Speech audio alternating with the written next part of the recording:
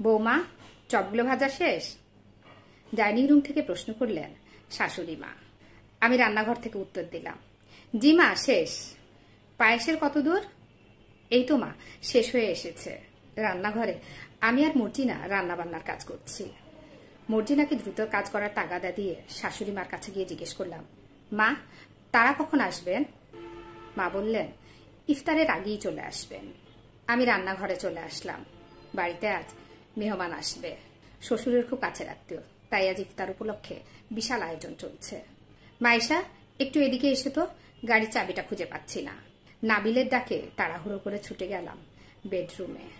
চাবিটা খুঁজে দিয়ে জিজ্ঞেস করলাম, কোথায় যাচ্ছ? নাবিল বললে, একটু বের হচ্ছে, ঘন্টাখানেকের মধ্যেই ফিরে আসবো, অতিথিদের আনতে হবে। আমি আচ্ছা বলে আবার রান্নাঘরে চলে এলাম।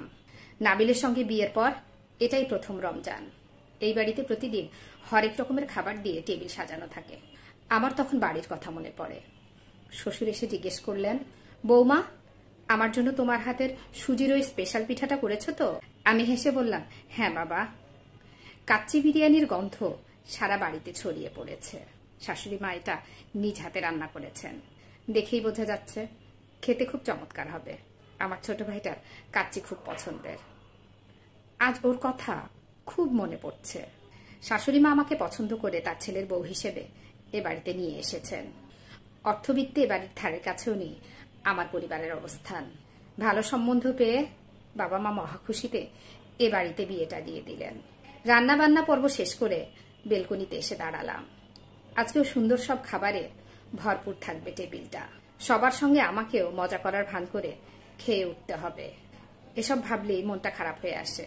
দামি কোনো খাবার আমার পেটে হজম হতে চায় না। এসব খাবার মুখে তুলতে বাড়ির সবার কথা মনে পড়ে যায়। তারা কি খাচ্ছে এই কথাটা ভাবতেই যেন খিদে পালিয়ে যায়। তবু জোর করে খেয়ে উঠতে হয় আমাকে। দরিদ্র পরিবারে খুব টানাটানি সংসারে বড় হয়েছে। অভাব ছিল নিত্যদিনের সঙ্গী। ভালো খাবারের প্রতি আকর্ষণ থাকলেও খাওয়া হতো না। ভালো খাবারের পেছনে টাকা নষ্ট করার মতো যথেষ্ট টাকাও তো থাকতো না। খুব হিসেব করে চলা সংসারে অনেকদিন বাদে ভালো কিছু রান্না করা হতো। সেদিন আমরা খুব আনন্দ নিয়ে খেতে বসতাম। বাকি দিনগুলোতে এত বেশি আনন্দ না থাকলেও অভিযোগ থাকতো না। বিয়ের পর এমন পরিবেশে অভ্যস্ত হয়ে উঠতে পারছি না। অন্য সবকিছুর বেলায় মানিয়ে নিতে পারলেও খাবার সময়টায় খুব অস্বস্তিতে কাটে আমার। রমজান মাস চলে আসতেই খাবারের আয়োজন আরো বেড়ে গেল। আমার মানসিক কষ্ট আরো বেড়ে গেল। ছোট ভাই বোন আর বাবা মায়ের কথা মনে হতে থাকে খুব বেশি করে। শাশুড়ি মা একদিন আমার প্লেটে খুব বড় একটা মাছের মাথা তুলে দিয়ে বললেন, এটা তুমি খাও। খেতে না চাইলেও আমাকে সেদিন খেতে হয়েছিল। মাছের মাথা খাওয়া নিয়ে ভাই বোনদের মাঝে কত ঝগড়া লেগে থাকতো, এসব মনে পড়তেই চোখের কোণে পানি জমে গিয়েছিল। শ্বশুর জিজ্ঞেস করলেন, কি হয়েছে বৌমা? আমি তখন তাড়াতাড়ি চোখের পানি লুকিয়ে বলেছিলাম, ঝালটা একটু বেশি হয়েছে বাবা। এভাবে বিভিন্ন সময় বিভিন্নভাবে আড়াল করে গিয়েছি ভেতরের অনুভূতি। এখানে ভালো থাকার সবকিছু থাকলেও আমি যেন ভালো থাকতে পারছি না। সেদিন ছোট বোনের সঙ্গে কথা হওয়ার সময় জিজ্ঞেস করেছিলাম, ইফতারিতে মা কি কি তৈরি করেন? বোনটা হেসে বলল, ছোলা মুড়ি আর গুড় চিরা। তারপর থেকে আমি ছোলা মুড়ি আর চিরার শরবত ছাড়া কিছুই তৃপ্তি সহকারে খেতে পারছি না। গলা দিয়ে নামতে চায় না খাবারগুলো। আজকে এত এত খাবারের মাঝে আমাকে আবারও অস্বস্তিতে পড়তে হবে। তবুও সবার সঙ্গে হাসি মুখে খেয়ে উঠতে হবে। দীর্ঘশ্বাস ছেড়ে চোখের কোণে জমে থাকা পানি মুছে ডাইনিং রুমে গিয়ে দাঁড়ালাম। আজানের খুব বেশিক্ষণ বাকি নেই আর। টেবিলে সব খাবার সাজিয়ে দিয়েছে মর্জিনা। ডাইনিং ছেড়ে রান্নাঘরের দিকে পা বাড়াবো এমন সময় কলিং বেলের শব্দ। শাশুড়ি মা আমাকে দরজা খুলতে বললেন। আমি দরজা খুলতেই দেখি মা, বাবা, ছোট বোন আর ভাইটা। তাদের পেছনেই দাঁড়িয়ে আছে নাবিল।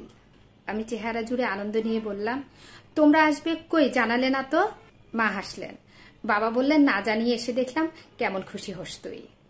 শ্বশুর এসে হাসি মুখে বললেন, তাড়াতাড়ি ফ্রেশ হয়ে নিন, আজানের খুব বেশি বাকি নেই। তাড়াহুড়ো করে সবাই ফ্রেশ হয়ে বসে পড়ল। আমি শাশুড়ি মায়ের দিকে তাকিয়ে জিজ্ঞেস করলাম, মা, মেহমান আসার কথা, তারা আসবেন না? শাশুড়ি মা হেসে বললেন, মেহমান তো চলে এসেছে, আর কেউ আসার নেই। আমি অবাক হয়ে জিজ্ঞেস করলাম, তাহলে বললেন যে বাবার খুব কাছের আত্মীয়? শাশুড়ি মা হেসে উঠে বললেন, তোমার পরিবারই তো আমাদের কাছের আত্মীয়, তাই না? আমার মুখ জুড়ে খুশি, আর চোখে চকচক করছে পানি। চোখে আনন্দের পানি নিয়ে সবাই মিলে ইফতার করে নিলাম। বেলকুনিতে দাঁড়িয়ে চাঁদ দেখছি। শাশুড়ি মা আমার পাশে এসে দাঁড়ালেন। আমি তার দিকে তাকালাম। তিনি লম্বা একটা শ্বাস ফেলে বললেন, এই বাড়িতে যখন আমি বউ হয়ে আসি তখন আমিও তোমার মতো খেতে পারতাম না। খাবার যেন গলায় বেঁধে থাকতো। বাড়ির মানুষের কথা খুব মনে পড়ত। আমি অবাক চোখে তাকিয়ে বললাম, মা, আপনি আমার অনুভূতিগুলো এতদিন বুঝতে পারতেন? আমারও যে তোমার মতো একটা পরিবার ছিল, এই অনুভূতিগুলো যে আমারও খুব চেনা। বুঝতে পারবো না কেন? আমি চুপচাপ তার মুখের দিকে তাকিয়ে রইলাম। তার চোখে পানি। পানি ভরা চোখে তাকিয়ে বললেন, দুঃখের বিষয় হলো এই বাড়িতে আমার সেই অনুভূতিগুলোর কোনো দাম ছিল না। তোমার শ্বশুর আমাকে পছন্দ করে এই বাড়িতে নিয়ে এসেছিলেন। আমার শাশুড়ি আমাকে একদমই পছন্দ করতেন না। সংসারে তার উপরে কেউ কথা বলতো না। তোমার শ্বশুর আমার অনুভূতি বুঝলেও কখনো তার মায়ের উপর কথা বলতে পারেনি। আমার চোখে ছলছল করছে পানি, যেন তার কষ্টটা আমি অনুভব করছি খুব কাছ থেকে। তিনি চোখের পানি মুছে হেসে বললেন, কিন্তু সুখের কথা হলো যে আমি অমন শাশুড়ি হতে চাইনি, আর চাইও না। আমার ভেজা চোখে নিমেষে আনন্দ ফিরে এলো। শাশুড়ি মা আমার হাতটা ধরে বললেন, যখন যেটা করে ভেতরে স্বস্তি পাবে, ভালো থাকতে পারবে, সেটাই করবে।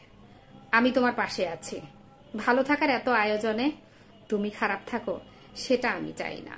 আমার ভেতরে শীতল একটা হাওয়া বয়ে চলেছে। এতদিনের সমস্ত অস্বস্তি, খারাপ লাগা ধীরে ধীরে বিলীন হয়ে যাচ্ছে। তিনি চলে গেলেন। আমি চুপচাপ দাঁড়িয়ে ভাবছি, ভালো মানুষেরা বোধহয় এমনই হয়।